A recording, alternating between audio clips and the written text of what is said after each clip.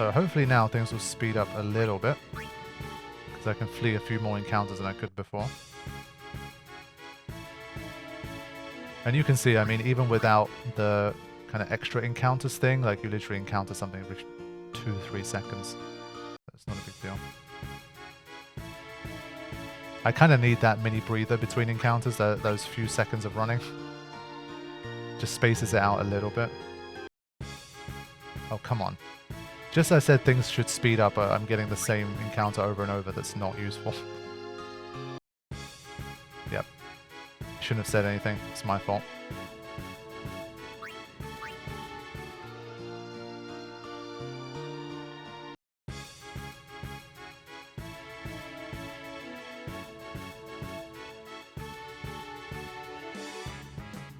Okay, again, just flee. I'm done with this guy.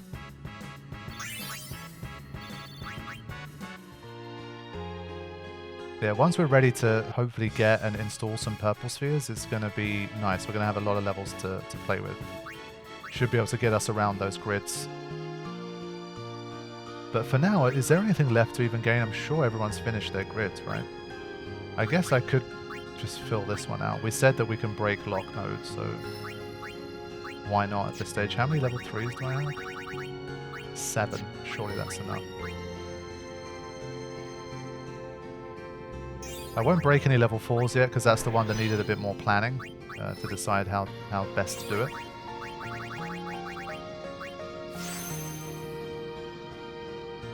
See you later, Edward. Thanks for joining us.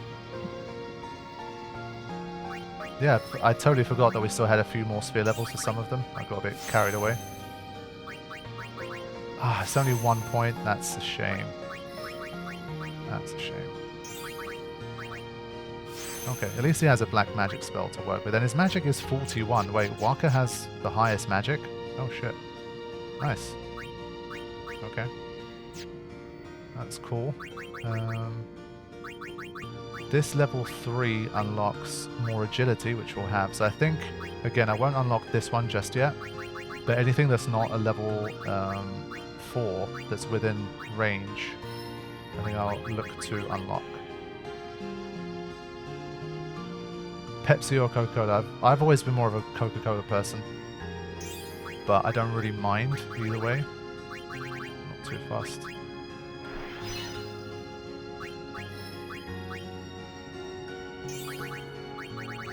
Yeah, this agility is going to be a nice boost here. Okay.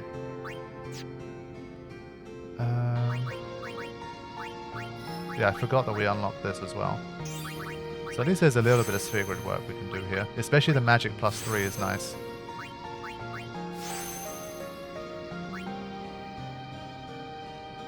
Up to 35 for magic, that's pretty good. What is this? Pilfer Girl. This was a level 4, so we'll leave it alone again for now.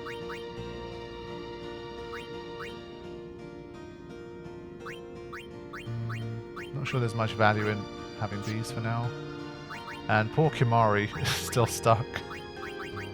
But as I say, his Demi is still going to prove useful, as is Bribe, more than likely. His sphere grid is just so tiny. It's funny.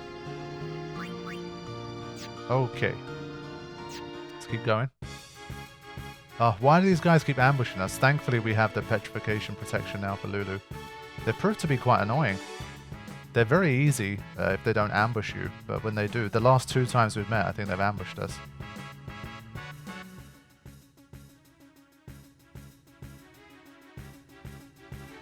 I'm impressed with Oren's accuracy. He's hit 2 in a row. Nice.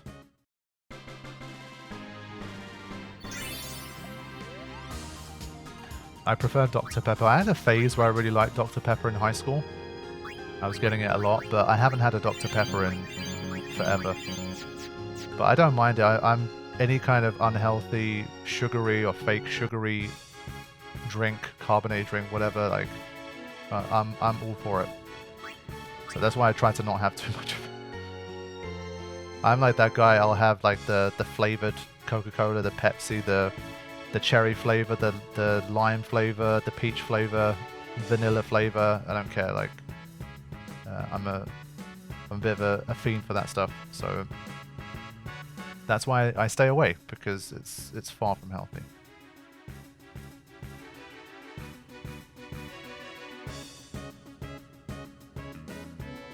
I think we're up to maybe like 6 of these guys or something, 5 or 6. I did kill one unintentionally.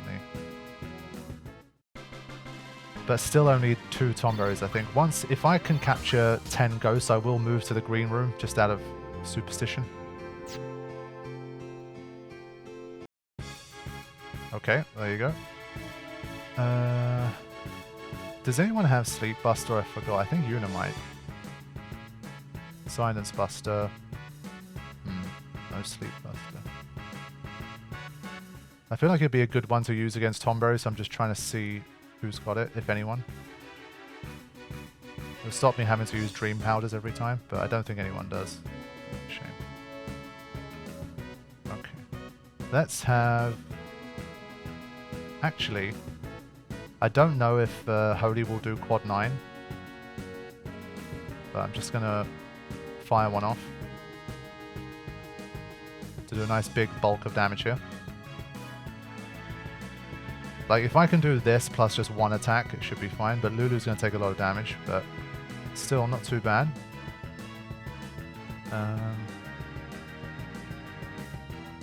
I don't remember it well enough to know if there's something it doesn't counter, but we're basically close enough anyway.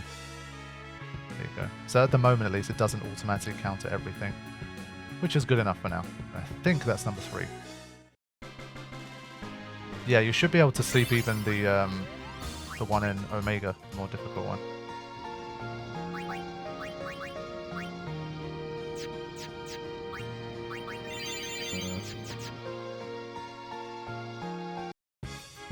Aha, there we go. Perfect. That's what I like to see. Obviously a bit of an MP problem for Lulu though.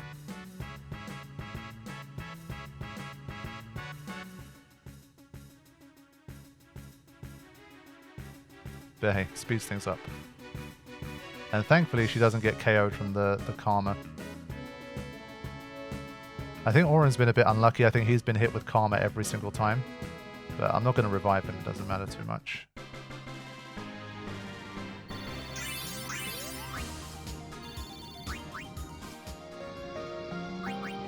Yeah, of course the chat has moved on to food talk, always a classic. I do love that. Give it enough time, it always starts to transition to food and drink. Brilliant.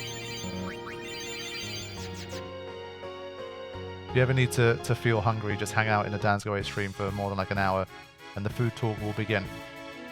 But this has been a really great streak. We have 3 in a row, right? Wow.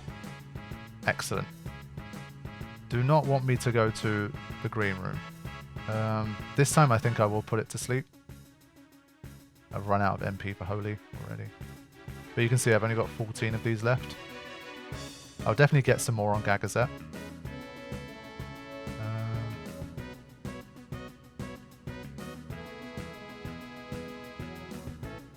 We get hungry.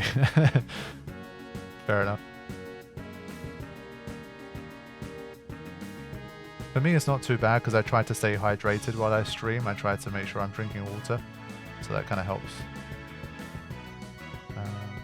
Could you poison them? No. I want to see how much he's doing with this 41 magic, 1,600. Okay. So this is a slow but safe way to do it. Just need a little more.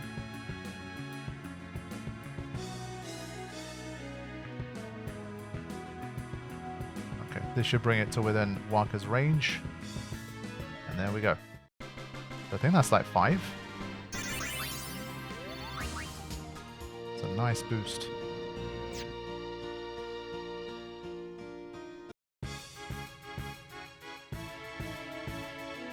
As soon as you said that, my wife brought the heather. Good stuff. Okay, we can keep fleeing all of this. Water is the best beverage. I wish I could agree. I'm like, water still just feels like I drink it to not die.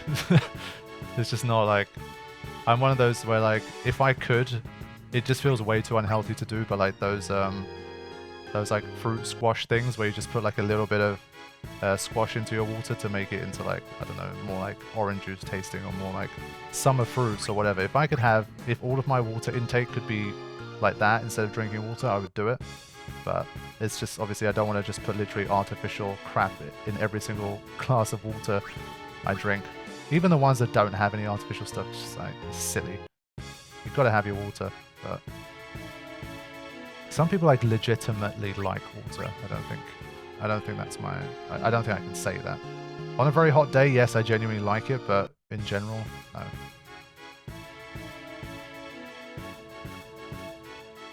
Seen the air up things. Not sure. Are they like some kind of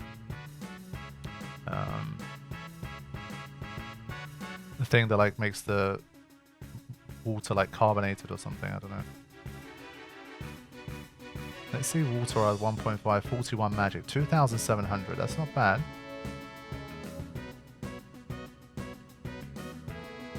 Get another flare here.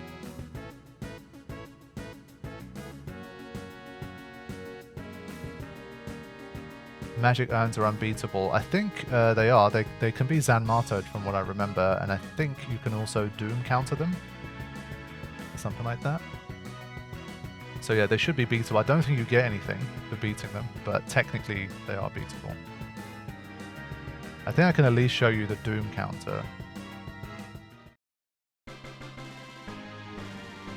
Wait, no, because then it has to take a turn. I forgot what it was. Like Zanmato, I'm pretty sure works, but there was something you could do. Air ups are water bottles, basically the scent element near where you drink, emulate and taste of whatever flavor scent you have. Interesting. No, I've not come across that. It feels like the kind of thing I could get addicted to. And then it's like, oh no, I don't want to drink water without a scent. I think I've been okay for 32 years. I have to just keep drinking my water. Zanmato and Doom, I remember, literally beat them. You can't, right? Well, how much more literal do you need to be? Zanmato literally beats enemies, no? If you're talking about like beating them down with damage, then yeah, I guess then you're right. They can't be beaten.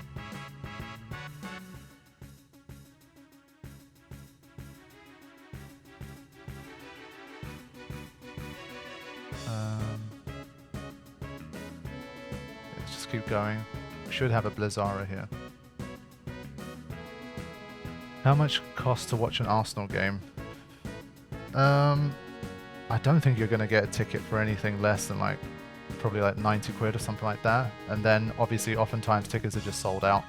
So then you have to get them from a second-hand market, and then it's like, well, like the grey market, whatever you want to call it, resale market, then it's like probably 120 to 150 at least. It tends to be quite expensive. I think there's some games, maybe like certain cup games and stuff, you'll probably find tickets for if you really want to look for them, but I think like regular season games, they're probably hard to find tickets for. It's just too expensive. I almost never go to games. It's just too much money. And while I never really want to go alone either, I'm not that much of a fanatic that I'd go to games by myself. And so if you try to include 2 or 3 people, then like collectively it just costs a lot of money to go. So yeah, I very rarely go to games.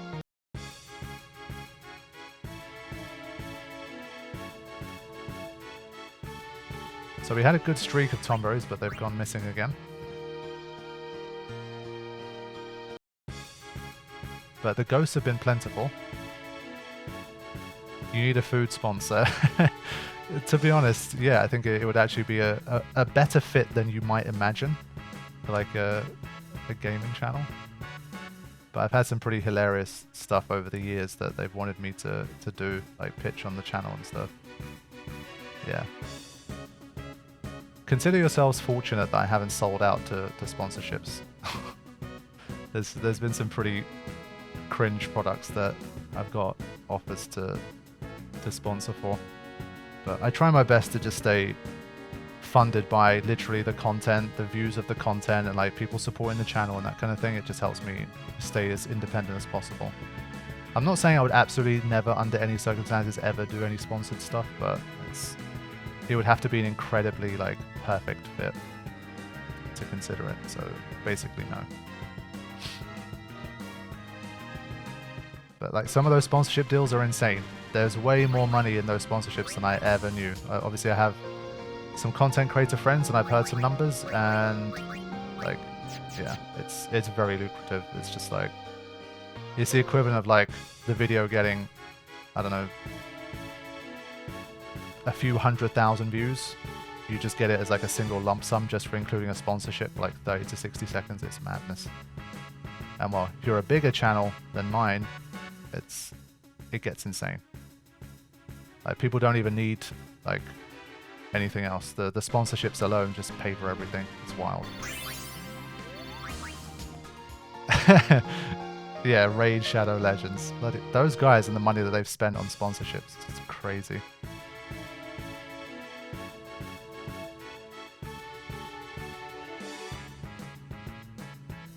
I mean, let's be real. You guys are literally the audience here. Let's just say I did include a sponsorship for something. What is something where you would be like, actually, that was kind of cool to see that as a sponsor, or like that was funny, or whatever it might be.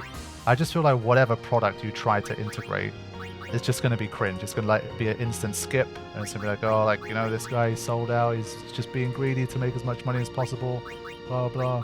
Like, for me, any kind of sponsorship pretty much is just like, as a viewer, I almost never watch them myself. I just don't care. So I don't think there's anything. It would have to be very, very specific. See, Titus running those mods. I think that's one of the only ways to do it. NordVPN. For God's sake, man. Like, I don't want to do that shit. I wouldn't want to do that. I think the only way, again, I say, like, I'm not saying never, but if there was one where I thought the thing was genuinely kind of cool / maybe funny, or I had a very good idea for how to integrate it into a video, like a funny segue or transition, then maybe I would try to do it. But it's just not the kind of thing that I kind of seek out. I don't really kind of email companies and be like, hey guys, do you want me to sponsor you or whatever? I'm just not in that game. So I tend to just look at what comes to me. And it like 99% of it is just trash. So I tend to just not engage. And there's a lot of like spam and like scams and people trying to trick you and that kind of thing. It's just, it's a murky world.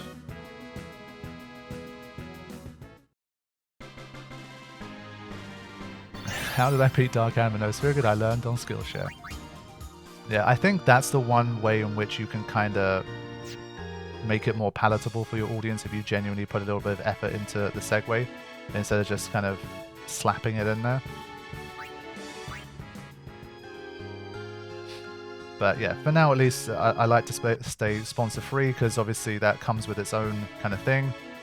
And I kind of like just being purely funded by literally the viewership. That's the only funding that I get for the channel. So I kind of like having that.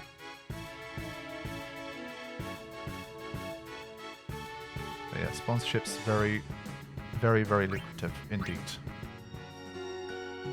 Become a crypto influencer, yeah. Yeah, I at one point I jokingly said to some friends, why don't we, as like Final Fantasy content creators and stuff, why don't we create like a new crypto coin and literally just call it GIL? Because you know they have like the 3-letter acronyms. Just call it like shortened versions or whatever. Just call it GIL, like GIL, and just shill these coins. Just try to make a killing.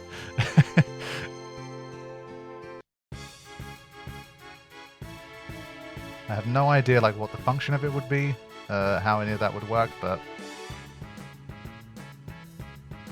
it's a funny thought that I had. Shill the GIL. Oh, thankfully survived. But I think at this stage I'm running out of MP to heal. I kind of need to get out of this zone. I might visit the green room next.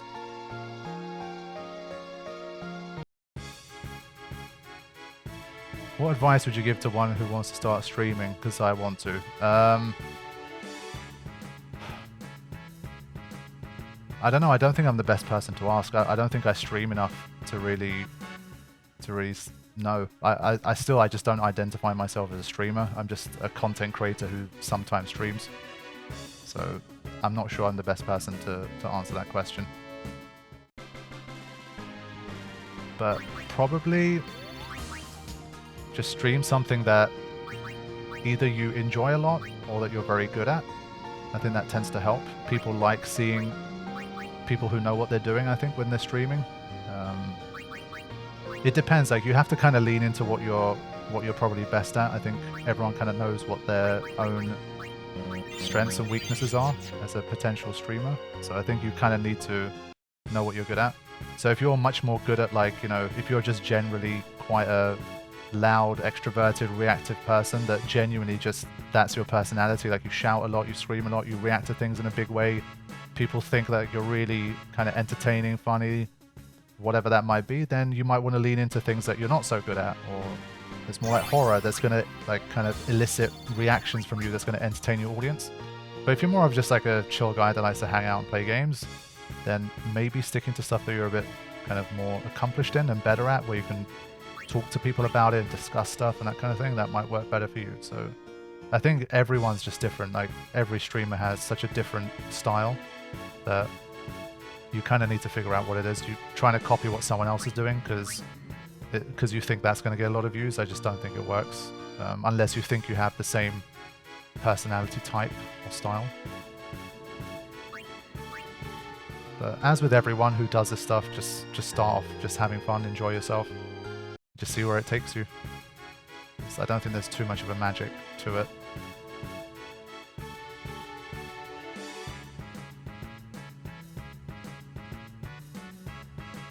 Fiends not spawnable in your region? Use NordVPN and you can access fiends from other regions from the comfort of your own home. I think you guys are better at this than I am. I've not put much thought into that. If I ever get a sponsorship and they allow me to kind of declare that I have the sponsorship before I make the video about it, maybe I'll just do a community post and be like, hey guys, I've got NordVPN as a sponsor for an upcoming video. What do you guys think? Like, what's a good segue for that? And then I'll like use the best one in the video itself, make it a collaborative effort.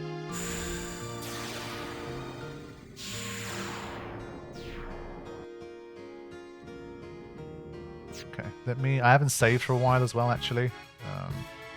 Should get a save in. We've made some decent progress here, but it's kind of come in waves. We had like literally 3 tomberries in a row, then it stopped. But we're getting closer.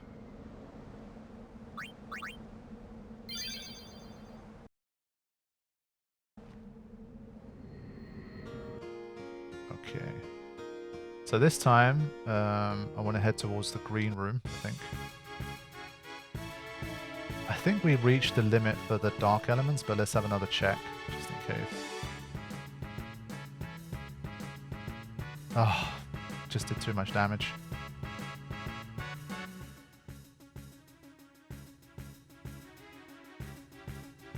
Okay. I bet that was the 10th one, the one that I killed with random variants. For God's sake.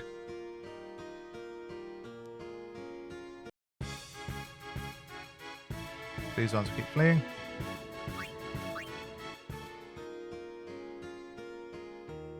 Yeah, I've definitely seen some good sponsor integration, but it's one of those where I guess it kind of depends how frequently you probably have to do it. If you're the kind of channel that you're pretty big, you upload a lot of videos and they all have sponsors, I think consistently coming up with good like sponsor integrations is probably tough. But if it's the kind of thing you do it on rare occasion anyway, I think it's worth the extra effort to try and come up with like a funny or like a good transition into one. Just to kind of at least make it a little bit more, as I say, palatable for your audience to actually enjoy and not immediately try to skip through. Okay, there we go. Dark Element's already sorted as well.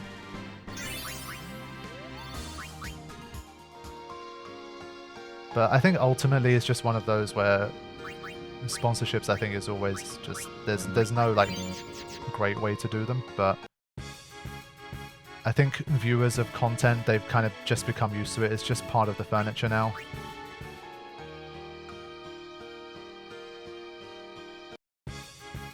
There we go. Green room yields results. Let's go. I think... Again, I'll use Holy. I think that's working fairly well for me. The sponsors give you instructions of how long you should talk about their product for. Yeah, they tend to kind of give you like a guideline of how long you need to speak for. They give you like assets to use and that kind of thing. And I think probably the first time you work with one, there's probably a bit more kind of stricter criteria. And then once you kind of develop a bit of a professional relationship, they probably give you a little bit more free reign over how you present it and that kind of thing. One thing I like is channels that are able to put sponsorships at the end of videos. I think obviously the people who give the sponsorships are not stupid. They know that watch time is front loaded, and like you want your sponsor to come in as quickly as possible for the maximum amount of viewers before they drop off throughout the video. But if you have like a strong enough relationship or a strong enough channel to say, hey, like I want to put it at the end so that people don't have the content interrupted, if your sponsor's cool with that, then that's really great. And that's the kind of thing that if I ever had to do it, that's how I'd like to do it. But most of the time it tends to be front loaded. And I think you have to be just a big enough channel, a big enough platform for like the people paying the money to be like, okay, it's fine. Like you have such a strong viewer base that will watch through all the way to the end, that we'll still get our numbers anyway. So yeah, it's a whole other world. It's a whole other kind of side of the industry that I'm not that kind of, because as I say, I've never actually put a proper sponsorship on the channel before. I'm not that familiar with it.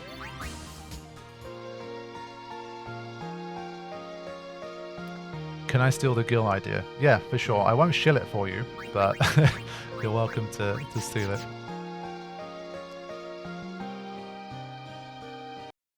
Yeah, it's always the way. The more power you have, the more power you have in any negotiations, right? It's simple.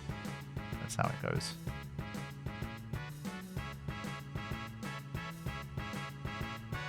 Some ordinary gamers forces sponsors to play at the very beginning of the video instead of that sneaky mid-video ad. Yeah, I mean, if we're talking like sponsorship money versus ad revenue, like sponsorship money is so much bigger than ad revenue. You can literally just turn off ad revenue, probably, for like let's say you had a video that was going to get 100,000 views and you had a sponsorship deal on it. Just to kind of soften the blow a bit on your viewers, you could turn off ads for that video. So get 0 ad revenue, only take the sponsorship money from it, and you would still be way more in the profit than you would be if you did it just if you had no sponsor and you just had ads. So like the money's kind of incomparable. It's huge. It's funny, I did have, I technically did do one sponsored video, but again, it fell into that kind of niche of where I was like, oh, this works for me, like I'm happy to do this. And I think basically no one saw it, which was the funny part. It was fairly soon after Final Fantasy 16 came out. And I got an email from this guy who was, he was like representing an artist who provided like music for the game. And he reached out to me on YouTube and he's like, oh, we're trying to promote like this artist on our label, and a song of his features in Final Fantasy 16. Would you like be okay to integrate it into like a shorts video? And I was like, okay, like this is fine. Like, am I allowed to make like a little mini video about it? Just like, you know, put it in the background of a video that I make about 16? And they were like, sure, yeah, you can do it that way. That's fine. We don't mind. And so I said, okay, that's cool. I'll do that. And so I made this like 60-second short video. And then I put this song in the background. And I got paid for it. And I think it literally has a few thousand shorts views. That's literally it. It's the kind of video where if it was like ad revenue alone for shorts, I think it made like 50 cents or something. So it literally made no money at all. But because of the sponsorship that I had for that one particular small video, it ended up making way more than it ever would have just by itself. So that's generally how it works. But because it was literally a Final Fantasy 16 track that they wanted me to basically include in a video as a sponsor thing, I was like, yeah, I can do that. Like, I don't need to be that stingy about not having anything, you know. But it was pretty funny. Chimples, thank you for the donation. Appreciate that. Yeah, don't chip anything into the AC fund for now. That's literally it's one of those things where when you talk about AC, in the UK, people always joke about like, why the hell would you put an AC? You only need it for 1 week a year. But in like the last 10 years, I've been saying like that's not true. Like it sounds like a, you know, a funny, jokey response. But honestly, like for example, last summer, I feel like there was at least 2 or 3 months worth of time collectively where I would have found it useful to have an AC when I've been recording and playing and stuff. But this year, genuinely, in 2024, I probably would have used it for about 10 days, 12 days, or something like that. So it's really been not that necessary this summer so far. But yeah. But it is true. London is obviously hotter. But for me, it's more the case of if I wasn't doing the whole recording stuff, I wouldn't need an AC. I'd definitely manage without one. But it's more the fact that I literally have to shut everything and turn my room into a hotbox. With like a PC running, a powerful PC running, a PS5 running, big TV running, and all the doors closed. And so, yeah, that's why I feel like I need one more than the average person, let's say. So yeah, that's why next year I'd still like to invest in one. But for this summer, I'm just gonna deal with it as I always have. But yeah, if I ever need one, I will try to do a fundraiser, or maybe I'll get the AC unit sponsored. I'll reach out to AC companies and be like, you know, find some good integration, you know. So sometimes you just need someone to cast a Blizzaga into your room. Well, now you can with this AC company's unit. Use discount code Dansg08 for 8% off your order.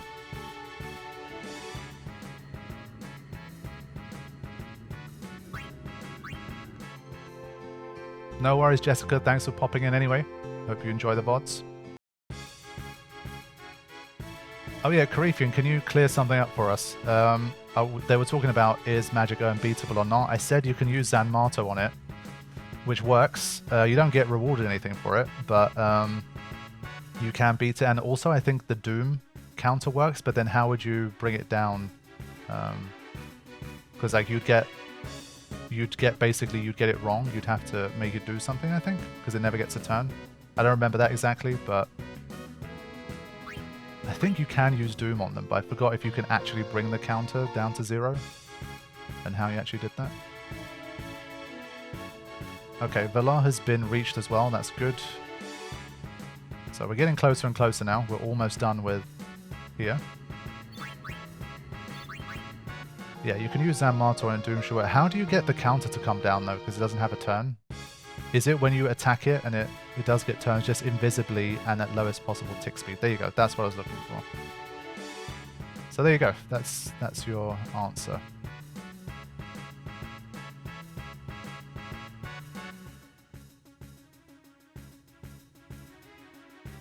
I think Ghost we must be close. I haven't been paying attention. This time I'll make sure to have a look and see if we've hit the magic 10.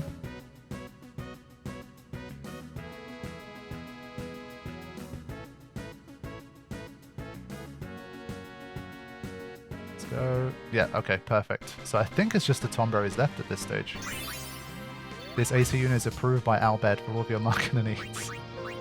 As I say, I think you guys are better at that than I am. I'm just not a natural salesman. I'm just good at making content. Not as good at selling it.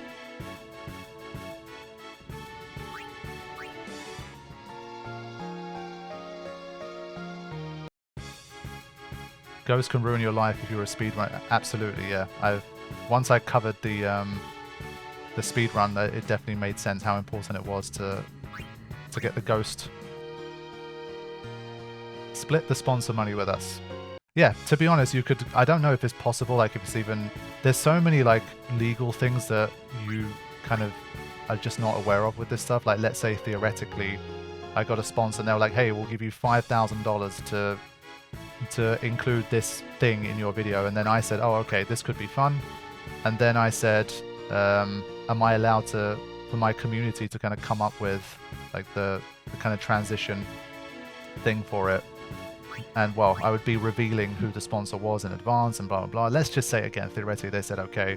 And then to kind of spice things up, I was like, I'll give, I don't know, $250 to whoever comes up with the best transition line. I don't even know if that's legal. Like, I don't know if I'm allowed to actually do that. Like, there's rules and stuff around this kind of thing. Like, it's not... you don't want to end up doing something that's going to get you in trouble. So, but yeah, I mean, theoretically, why not? It would be a good idea. You get your community involved. Someone else gets a slice of the money for coming up with something funny and cool that your community would enjoy. It's kind of everyone's a bit happier. But again, I don't know if you can run something like that, and there would be kind of legal paperwork for it and shit like that. It's just, it could be complicated, put it that way. I think even for like giveaways and stuff, it's not technically, there's certain rules and stuff around it, or like trying to run raffles, that kind of stuff. Like, it's...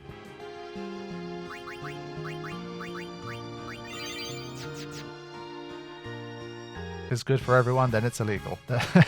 Sounds about right.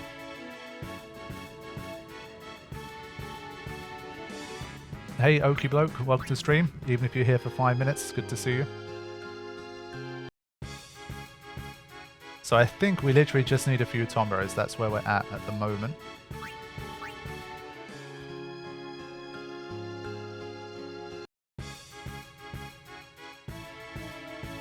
Yeah, I think at least for Carifian's mod, he's kind of made it quite obvious what it's supposed to be. It's called, like, is it the Master mod or the Masters mod? Like with an S on the end. I keep forgetting which one it is, but basically it has the word master in it.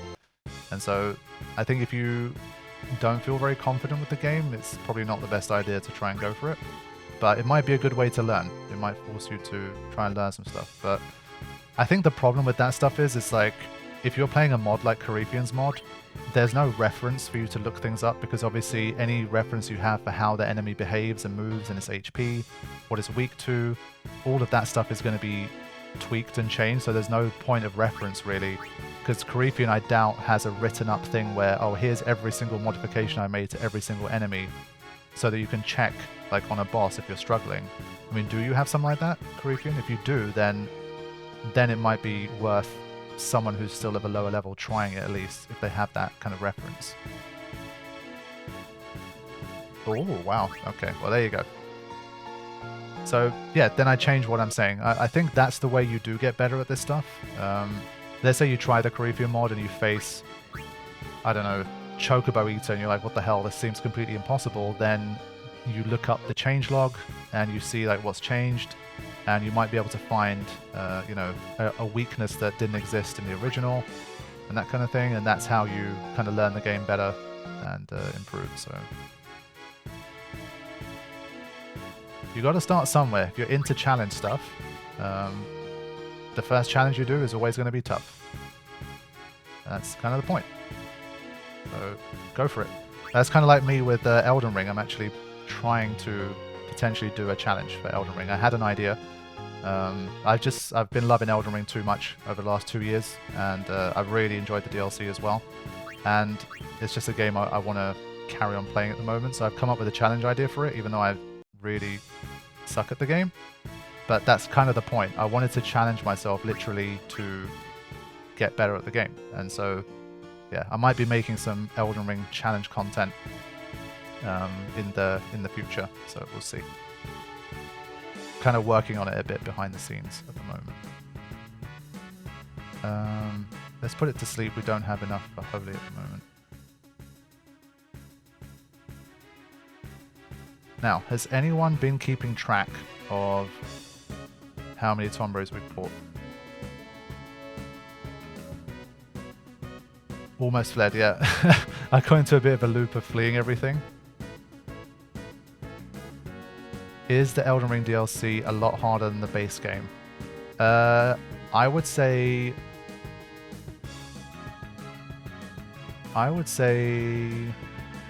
yes.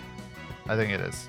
Because I think in the base game, especially when you're starting out, there's just so many kind of options and so many things you could do that is generally easier to work with. But with the DLC, because you have to have completed a high level boss to even get in, it's already like the floor is higher, much higher than it was for the main game. And so as a result, like let's just say you're playing the main game of Elden Ring and you get to Margit, which is always the best example, like the first major boss that can give you a tough time. With that one, you can just kind of turn around and there's so many parts of the map and so many easier bosses that you can find. But I think with the DLC, it's like all of the bosses, like any Remembrance boss is hard, any named boss is quite hard. So there's not really as many options for you to just say, oh, okay, I'll just run and find something much easier to get started with, because the game obviously already assumes that you've reached a certain level of stats and of ability to play the game. So I think it's probably a factor. Okay. So we're doing well. We've got 2 in quick succession.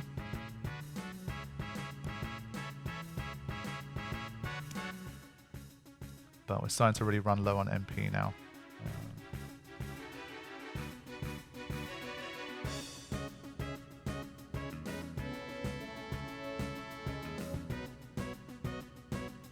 You reckon this is number 7? I think that's a decent guess. I was going to say 6 or 7 myself.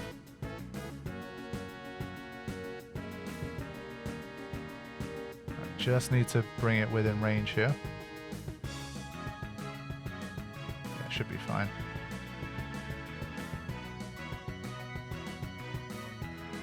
Okay.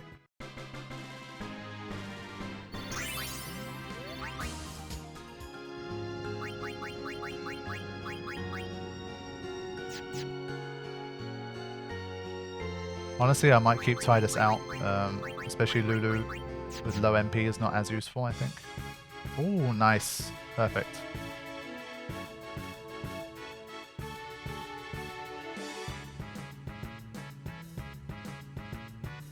Now we're making progress. Lethal Doug, welcome to the stream. Thanks for joining us. Glad you could make it. I think I'm just going to use this one to save a little bit of MP. So I think we're up to 7 or 8 at the moment.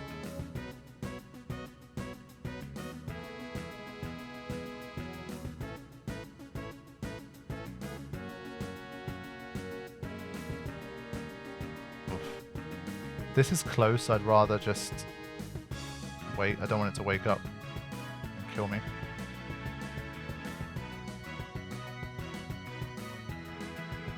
There it is. So hopefully in the next 10 minutes or so, 10-15 minutes tops, we should be out of here. But it's already been almost 2 hours since I started streaming.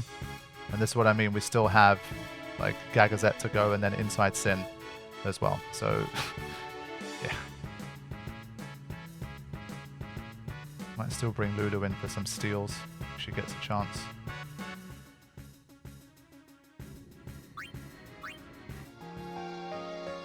Yeah, even when you're capturing, man, time really does fly.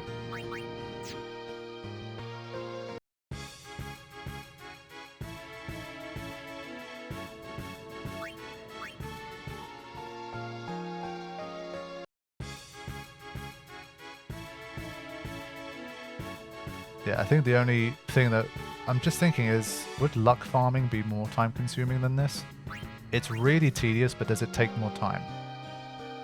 I don't think it does. I think if you've prepared everything the right way, it probably wouldn't take as long. I mean, we're playing on ×2 speed, and it's been, what, about 5 hours since we started doing this? So, yeah, I do think luck farming doesn't take as long as this.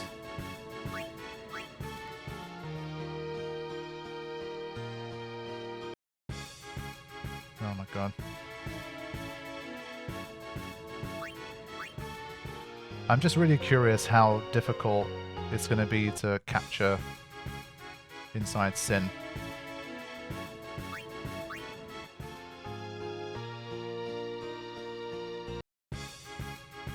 Come on.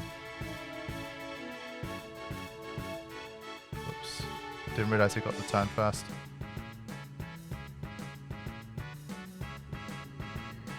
Do you think the developers actually thought about how much tedious grinding capturing would be? I reckon they probably didn't, because they probably had like debug tools and developer tools where they didn't literally capture 10 of everything. they must have debug tools to just kind of activate it so they could check the different strings and situations and stuff. And so, honestly, I don't think so. That's my opinion. I have no idea, obviously, but it's just a guess. Hey, Tamara, welcome to stream. Good to see you. Like, I just don't know how many developers genuinely sat down and went through the entire game, start to finish, and tried to capture 10 of every single enemy, and then just thought, okay, this is a good amount of grind for this. I don't know. I'm not sure that really happened. I'm sure, like, they have the tools to just kind of toggle through every number that they want and just check what happens for each one, just to make sure that the right thing happens at the right time. But beyond that, I'm not so sure. Even for QA testers, though, as someone that worked in localization, like, I'm pretty certain if we had to localize test this, we would basically have the debug tools to just capture everything, just like, you know, one-click capture everything and then test all of the strings, or maybe like a way to kind of change the number of each thing in the menu, etc. Like flip through the numbers. There's always ways. I don't think they would have made testers even do this grind. Again, just pure speculation, but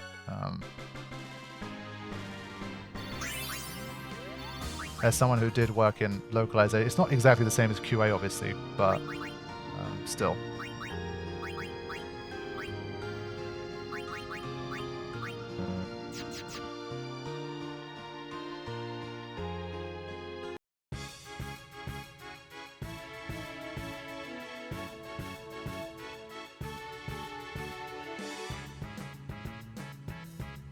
As far as tedious grinds go in JRPGs leading up to this, I don't know that they think this is that bad.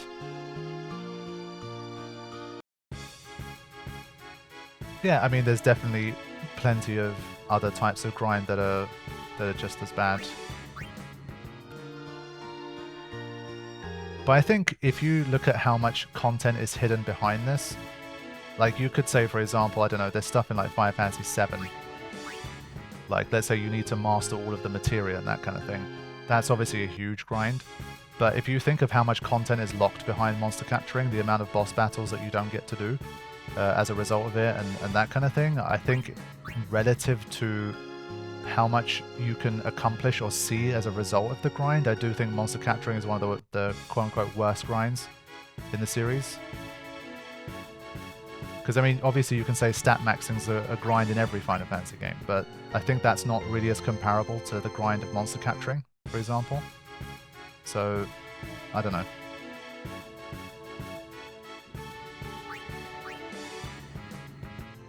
And that's why I think for the monster capturing, I still think they kind of did too much.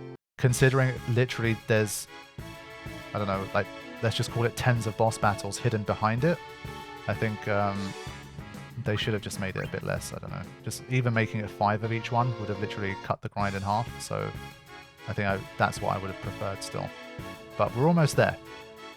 And well, for me at least, the last few times I've had to do it, I've had the benefit of being able to stream it and just do it with you guys, so it's definitely been way less tedious than it used to be.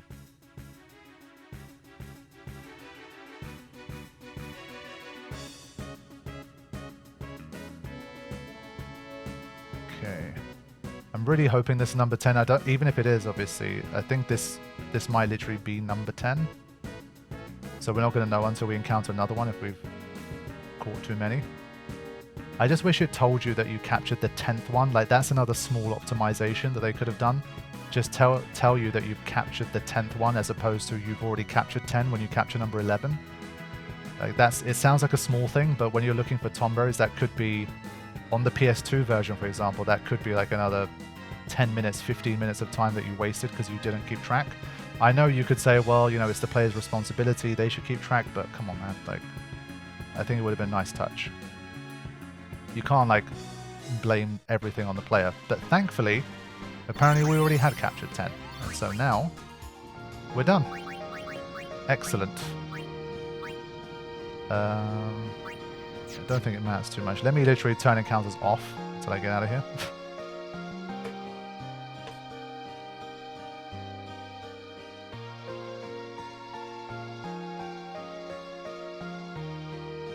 That is a relief.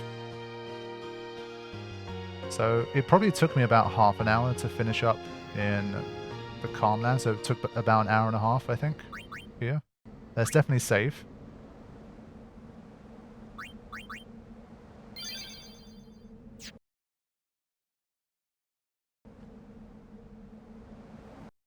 Yeah. Again, when you do ×2 speed, like the area sounds just go silent.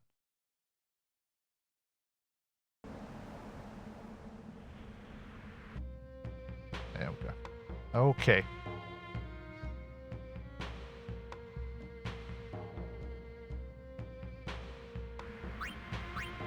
Yeah, I think like one, I wonder how long it takes to capture one of everything.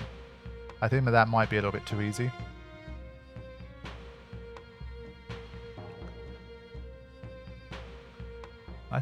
I mean, but it could have also worked. I mean, I still think 10 is just not, ultimately it's not the right number.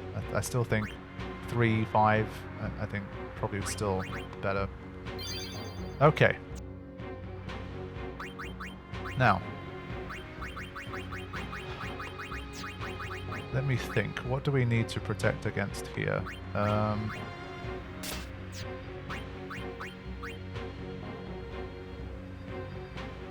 I should have that as my text ringtone. That would be brilliant. Yeehaw! Here we go. That is what you need. You would never miss a text. Just imagine him just shouting that in a quiet room with people around.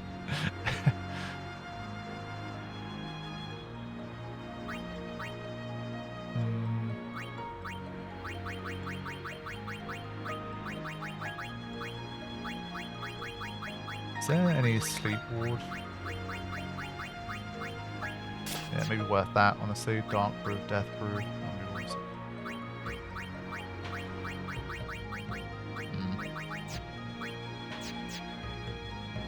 Yeah, I don't know if it's worth... Let me just see what I can customize at this stage. That isn't too expensive. First strike. I think for Waka's one, because he basically kind of has to be around for capturing no matter what, it might be important. Dark strike, silent strike. I mean, a stone touch at this stage, it just wouldn't do the job. There's too many that have a resistance.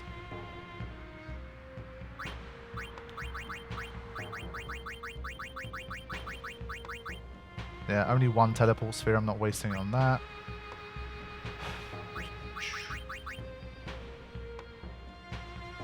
If you intend on using the trick on the Waka ball minigame, you are locked in. Ah, yeah, true.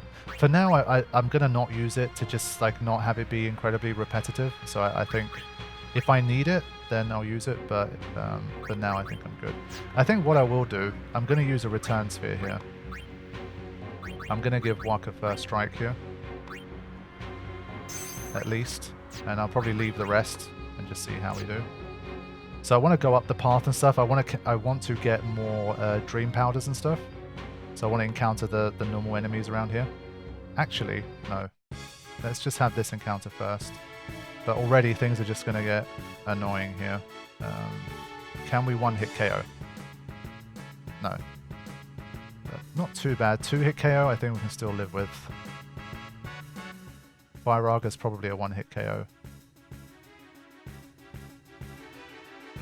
As long as we track his HP, it shouldn't be too bad. At least the Grats come in 2s, which helps.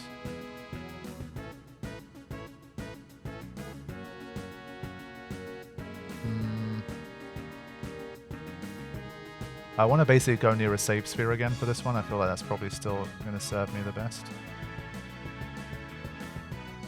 Yeah, good damage. Okay. I think the Grat encounters are generally just dangerous because of obviously the confusion if you don't take them out. You could get ambushed, for example.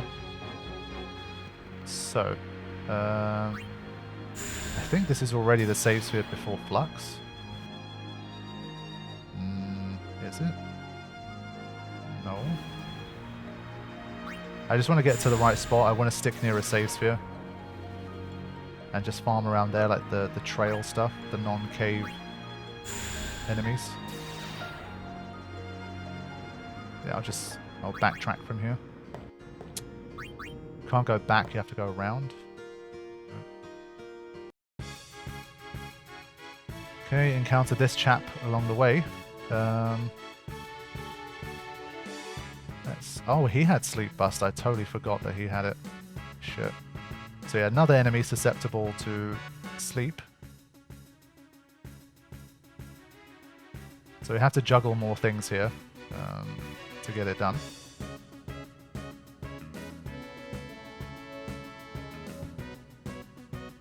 Yeah, susceptible to poison as well. Let's let it have its turn. Yeah, big damage there from poison. And we should be able to finish it with this. Nice. So we just about have enough strength to deal with even some of the more powerful stuff here.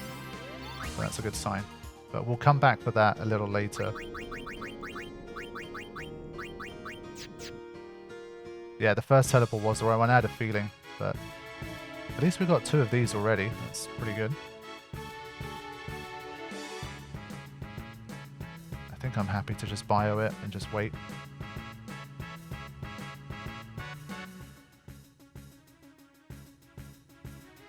What can you steal from this guy? Mana tablet, not that important. Oh wait, he woke up fast. I was not tracking, I thought he was still asleep.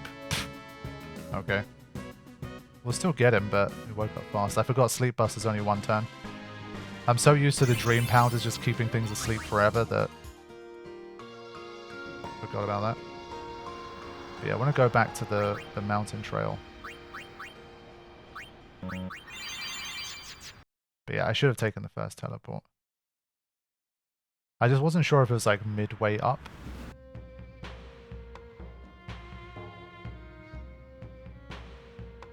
But yeah, this is the bit that I prefer.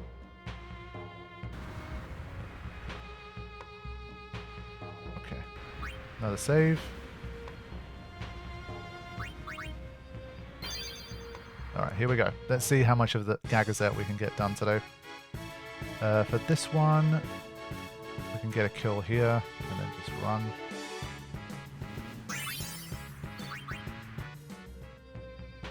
So just need to remember which one of these we can't encounter in the cave. And make sure we capture 10 of those.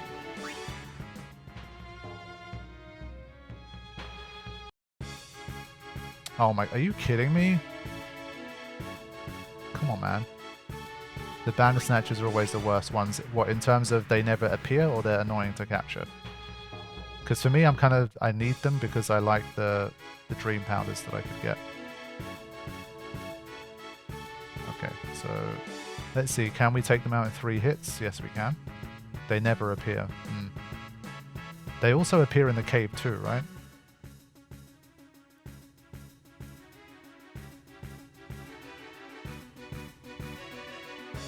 So these bombs definitely don't appear in the cave, I'm pretty sure. So we need to, the grenades, we need to make sure we get them.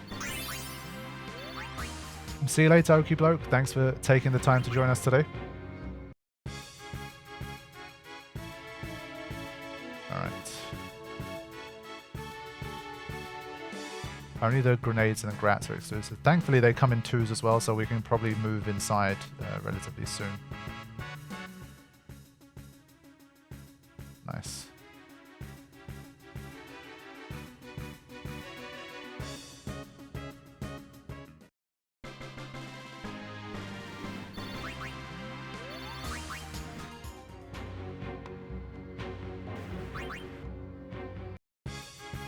Oh, nice. There you go. There's your Bandersnatch, Creepian. Get rid of the Nidhogg. Get a Steel. Get rid of this guy. I'm going to try for 1 more Steel. These Dream Powders are just so good. There you go. Perfect. It's a perfect encounter. Just what we needed. So we'll hang out here until we have all the grats and grenades that we need, and then from there we'll head into the cave. It's not going to be enough, yeah.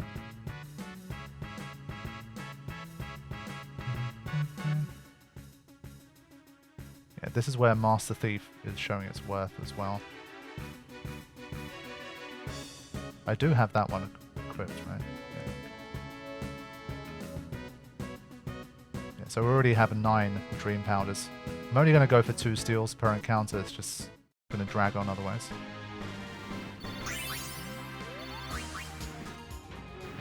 Up to 566,000 gil as well now. Gonna need a lot of that gil for bribing, most likely.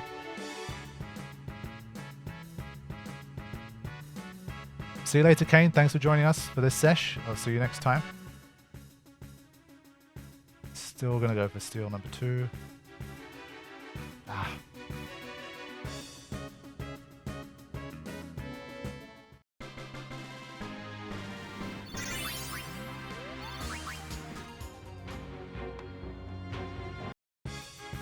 Wow, okay. just to annoy Carifian, the Bandersnatchers just keep appearing here.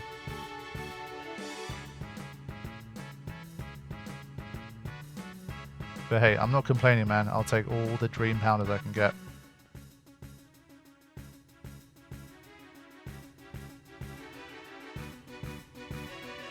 There we go.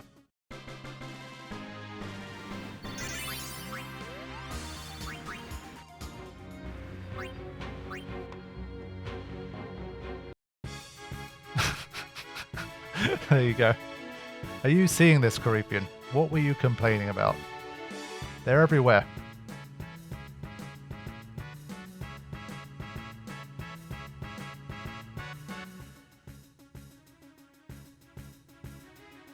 Let's keep waiting.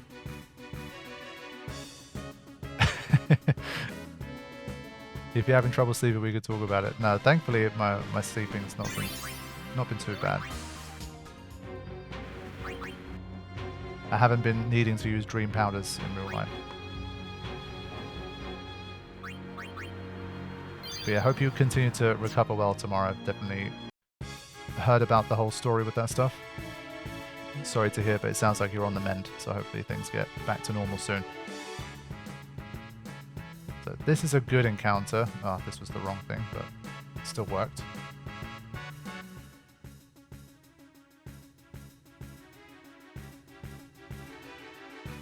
There we go. I think that's number 5.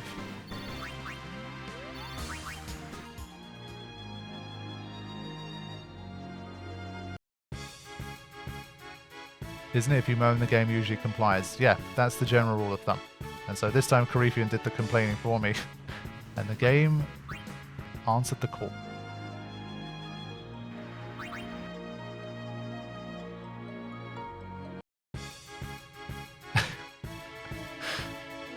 Yeah, now every time a Bandersnatch comes up, it's just going to be funny for me. I'm going to capture 10 of them before I capture 10 Grats. I think that's what's going to happen.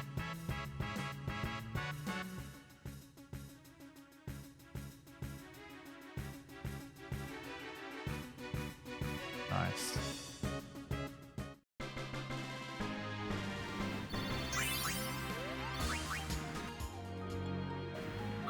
Yeah, I like the beach, but only after like 5-6 p.m. Like the final 2 hours before before the sun sets, then it's really nice on the beach. But I don't know how people can be at the beach between like, I don't know, 11 a.m. to like 4-5 p.m. Like the people that can be there for hours. I can't do that. It's just too hot, too much sun. Even if you're like under an umbrella, just like the general, it's just I tend to not like it. I avoid it. Frag grenades might be a worthwhile steal too. That's a good call actually, especially since I have the Master Thief. That might be a good idea. I guess we still encounter those mechs inside too. And yeah, agreed that I tend to not like it when it's like super crowded like that as well. On the beach. But it's kind of hard to escape. Unless you're lucky enough to go somewhere but exclusive. But that's also why I tend to like going closer to sunset. A lot of people, they've already spent the whole day at the beach. Especially people with kids and stuff, they tend to leave by that time to obviously like, you know, get in and get showered and get ready for dinner and stuff. And so I like to come out like once those people have started to go in. It generally works better for me. Are we going to do enough damage here? No. I'm going to heal him up on purpose just so he doesn't die from... Will he die from damage? No, he won't.